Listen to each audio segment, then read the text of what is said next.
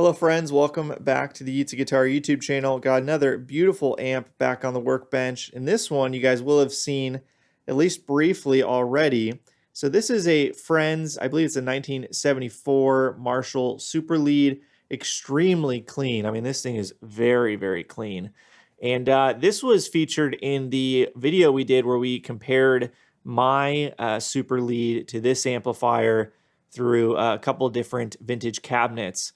And this thing sounds fantastic. It does sound a good bit different than mine, at least through the cabs we played them through. So the owner, a buddy of mine, wanted me to just take a look at it. He's never opened it up. He doesn't know what's been done to it. And just confirm general wellness check, as well as maybe investigate some of the differences between this one and mine, just to kind of see what the differences are and if there's anything we could play with. So looking beautiful and clean from the front. Let's check out the back. And here is the back. You can see it did have a master volume that was added at some point, but it was done very cleanly. Again, very, very clean amp. And then we can see over here that this was a 6550 tube amp, but then it has been converted to EL34s. Let's see 1974 date code there. And then we can see it was modded in 2021 by a local Amtech shop. And then I believe they recapped it as well. You can see it's got all F&T caps everywhere. But he doesn't actually know what it looks like on the inside. So let's go ahead and pull it out and take a look. All right, let's see what we're working with here. Beautiful chassis. Love the rainbow coloring that you get with the light. So what do we see? We see a couple replaced caps right here for the bias supply. They just kind of J-hooked around the original leads, look like. I know these can be a bit tricky to work on, and that's a fairly common way to do that. Otherwise, we can see master volume mod that was added in.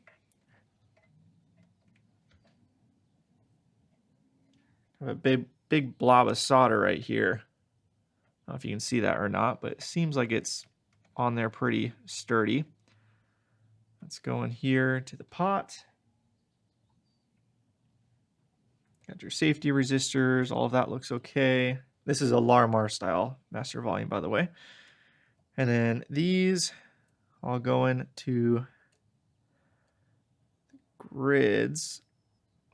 Looks like they had a little slip up with the soldering iron right there. No big deal. It's interesting, mine does not have individual grid stop resistors for each tube socket. It's got a shared grid stop resistor.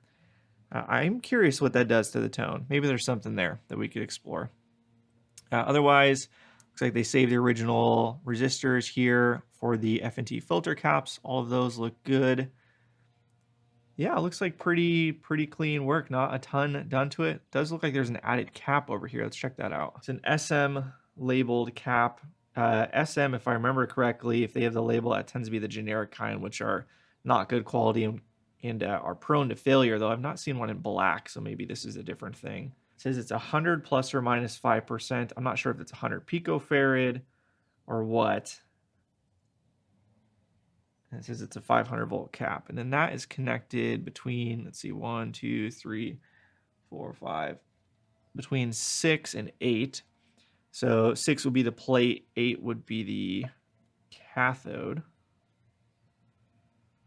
That's interesting. I don't really know much about that. Right, that should not be factory. And we do see it does have the big bright cap here. Big old 5K Lemco. 5K being 5,000 picofarad. But yeah, overall looks just about untouched. Looks very, very good. After playing the amp a bit and running it into a cabinet, it's pretty clearly got some extra noise it shouldn't have. And I've narrowed it down to this area of the circuit, specifically somewhere around V2. Pulling V1 does not change it. Pulling V2 does change it. Swapping the tube in V2 does not change the sound. So it's got to be something around the circuit here. There's not a whole lot going on in V2, so we can kind of figure out, well, really it could be between V1 and V2.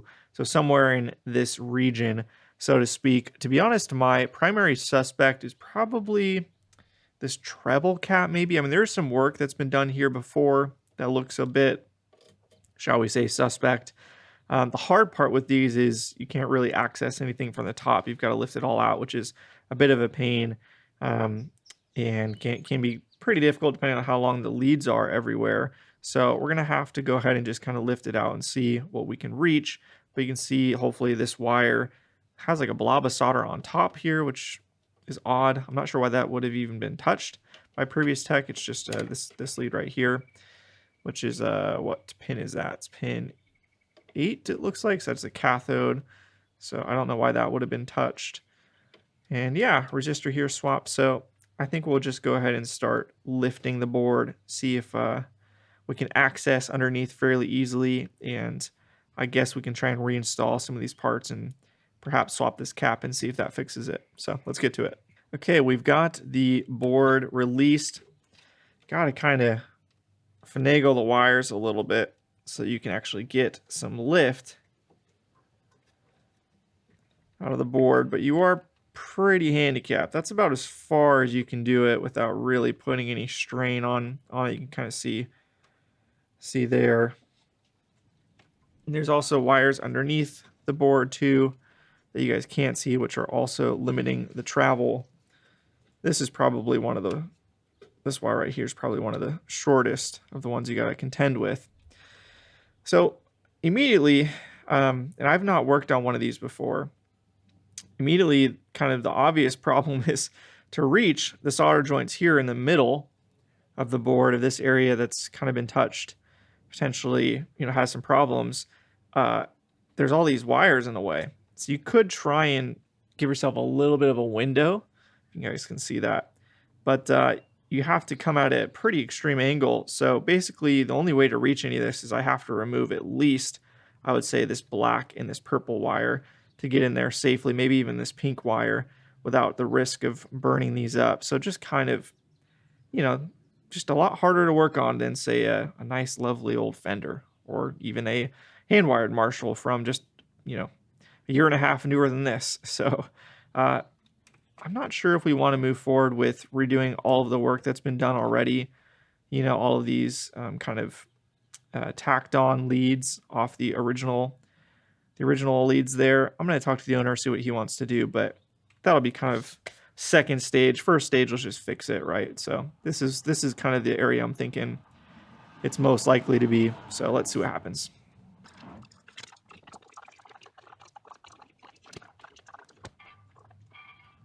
So we removed a few of the wires in our way so we can kind of access this region under the board a bit easier. One thing to note that is pretty clear now that those wires are out of the way and I can see it better is all of the leads of all the components are bent over, which means if I were to try and heat up on this side, and lift the lead out, it's going to destroy the pad, probably not dissimilar to that acoustic Mesa Boogie replica or clone or whatever that we worked on. Very similar concept, except for that you couldn't actually reach the underside.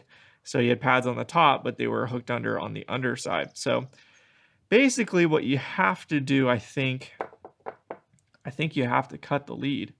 I don't think there's any way of saving the original component. So we'll do a little test on this resistor, which is tacked on. We'll get this fixed up so it's, installed properly versus tacked on top as a starting point. But I think we're going to have to cut the lead of this cap, which is not a big deal. I mean, it's not a super crazy cap here, but I'm pretty certain we're going to have to do that. This resistor right here, I'm not sure if you can see, was clearly touched by the soldering iron and potentially damaged in the process. Just to be safe, I'm going to go ahead and cut it out and install a new one there as well. It looks like it's pretty rough, so I don't want to take our chances with that. Let's just go ahead and get that out of there. Well, here's something that's a little confusing. Let me zoom in a little bit. Not sure if you guys can see this or not. But the board, it looks like it says 820 ohm, and it might be 820 ohm K. It's hard to see. It's got kind of almost like it's got both the ohm symbol and a K symbol there, but clearly says 820. So the resistor I just pulled, I didn't really look at it very close, other than you can see the damage to it. Let's read the color code, right? So brown is 1, black is 0, and then red is times 100. So you have 1, 0 times 100. So this should be a 1K. A bit odd. I'm not really sure. I'm not really sure what's up with that. I'm gonna have to look up photos of other ones to see if they're all like this or not. Because I don't know. So just kind of interesting.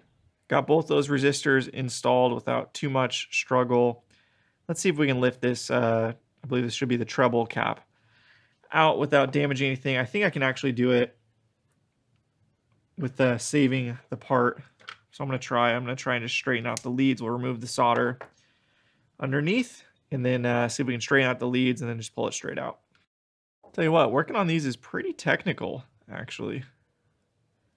You really have to have your solder skills kind of dialed in.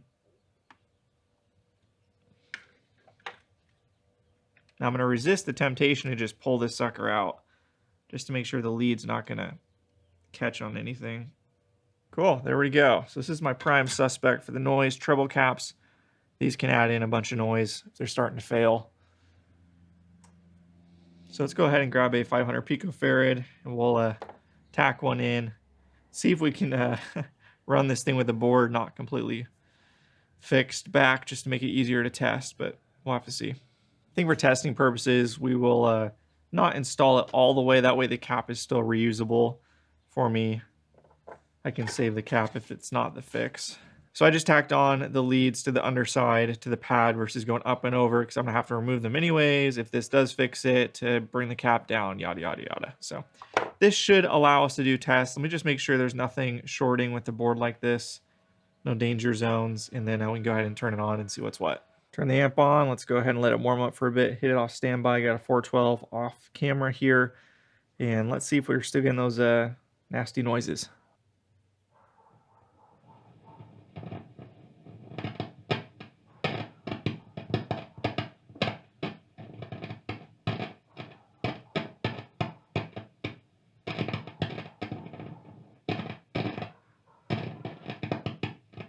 Well, it doesn't seem like this fixed anything as far as the extra noise is concerned. I don't know if you guys will be able to pick it up on the mic or not, or in my previous recording from my phone, probably showed it, but it's just lots of like pops, crackles kind of noises.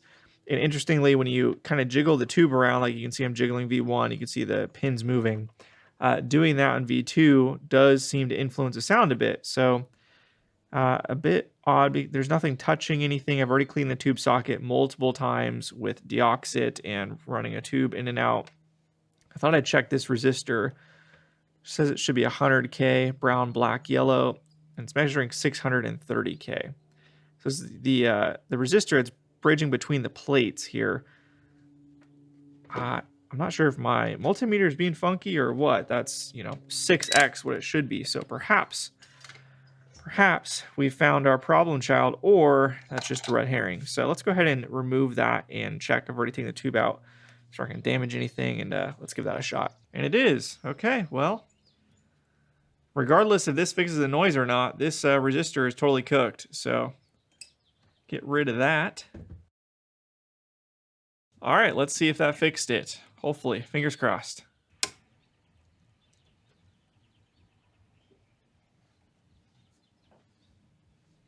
Bingo. Yep, that fixed it. Okay, hooray. I thought we would be going in circles there for a bit, but no, awesome. Should have checked that resistor. Maybe I did, and I just didn't believe the ratings. I haven't really known Pyres to go that way, that far out. But there you go. This little guy's over 6x. So cool. Let's go ahead and put the original treble cap back in. I'm glad we saved that. Swap that out, and we should be done. All right, I'm pretty happy with how all of this came out. This is honestly one of the more technical amps to work on, I found pretty quickly. The pads just aren't great, and it's tight. You got to be careful not to slip, and bump into any wires and cause any problems there. Yeah, this was a good job. Not saying tooting my own horn as in like I did a good job, which I do think I did, but this was a good job to do to gain more experience. Spoke to the owner and he approved us to move forward, cleaning up and fixing some of the previous work here. So that includes replacing the 27K, which was done as a conversion from the 6550s to the EL34. So we're going to do a new install of that using a resistor actually in the board versus tacked on. We're going to replace both of these bias caps, same deal. Get some nice mods in there. And then the master volume is pretty nasty looking right there. So we'll take out the old leads right here and get rid of this junk and just make that install cleaner. So let's get to work.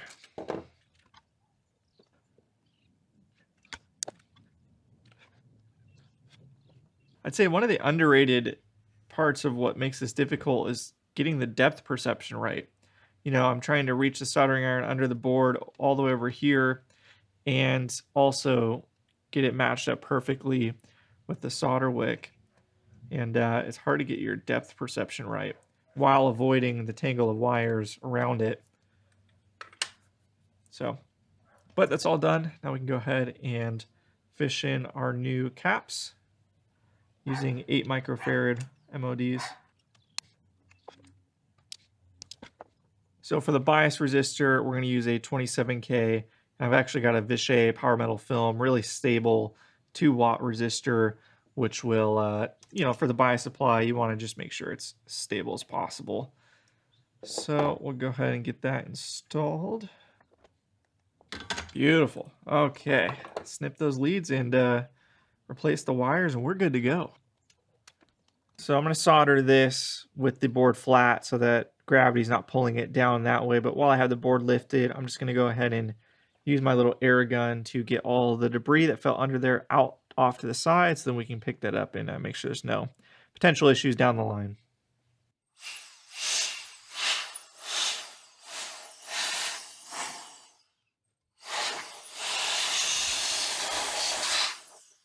One quick thing I do want to point out is I checked the solder joint on the underside of this and it is totally solid. So I don't know what happened up here on the top, but I'm just going to leave it.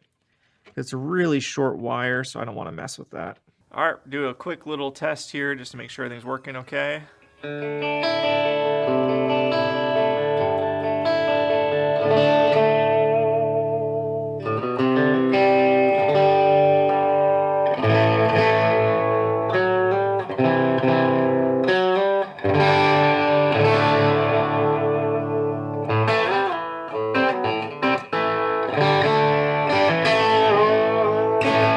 Before we do final assembly, I just want to go ahead and do a bias check because we did technically adjust the bias. The voltage that kind of starts the bias feed there, we did change that. And if I remember correctly, it did bias okay before, but it was kind of at the extreme range of the pot. So let's go ahead and just see. So before we put everything back together, we have to change anything. Hopefully not, but let's find out. As per the usual, I like to set my variac to 121 volts from the wall because that is pretty typical here. We don't really get much over 121. So that's kind of the high end. So I'd rather bias for the high end. So we'll give it a sec to warm up and then we'll check the plate voltage and the plate current here. So I set it to the coldest bias setting just to get started here. It looks like we're going to probably want to end up in the 38, 35 to 38 milliamp range for the plate current. So let's see what it'll hit when we turn the pot, which will give us a warmer bias. So right now we've got the most negative voltage possible. So we'll see this starting to warm up. It's really not doing much. Like I said, we want to be in the mid-30s at minimum.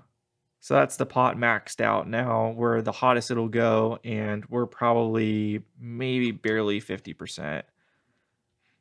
So is it 26 for 47? Yeah, so we're at basically 46%. So too cool. Unfortunately, you guys can even see that. So we've got to change something here. We've got the 25K original bias pot. We're going to keep that. So the next in line would be probably this resistor right here. This is the 47K. So we would want to drop that down. So probably, I guess a 33K would be next in line. So dang it, that's unfortunate. Remember we put all these leads back because this was hard to reach over here. So we might have to do that again. Dang it. Okay. Well, let's figure it out.